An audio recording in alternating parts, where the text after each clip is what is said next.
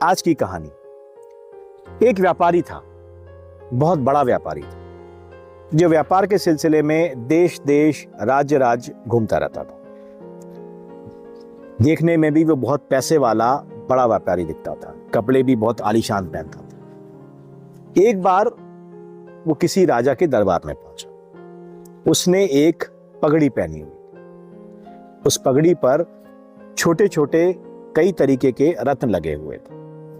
तो जैसे ही वो दरबार में पहुंचा, सबने उसका लिबास देखा, उसकी पगड़ी देखी, सब कहने लगे कि बहुत महंगी पगड़ी, बहुत बड़ा व्यापारी। राजा ने भी उसकी पगड़ी देखी।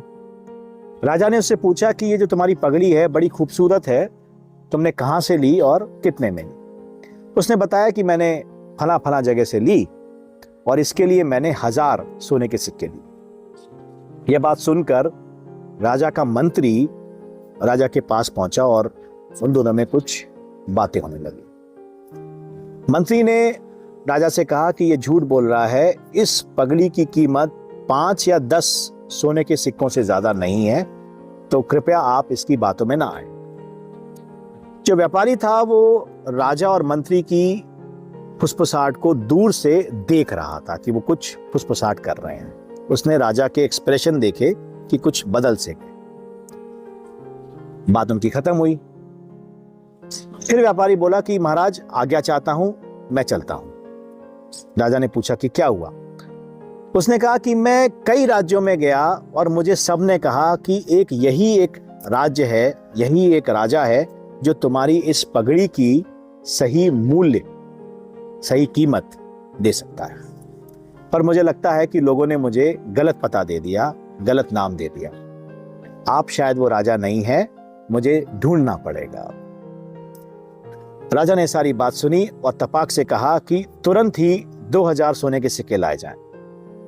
राजा की बात कौन टालता? 2000 सोने के सिक्के आए, राजा ने उसको दिए और वो पगड़ी ले ली। जब वो जाने लगा तो मंत्री उसके पास गया और उससे बोला कि मैं जानता हूं कि तुम झूठ बोल रहे हो, ये कैसे किया? व्यापारी मुस्कुराने लगा।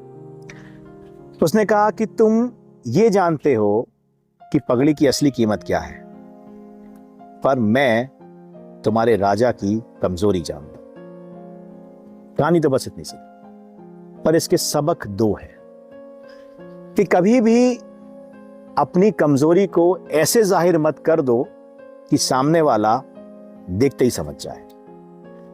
और दूसरा सबसे बड़ा सबक कि कमजोरी तो हर इंसान में होती है, पर कभी भी अपनी कमजोरी गलत इंसान के सामने जाहिर मत करो। हमेशा उस इंसान के सामने जाहिर करो जो तुम्हारी कमजोरी दूर करने की ताकत रखता है। बहुत बहुत धन्यवाद मुझे सुनने के लिए। नमस्कार। जय।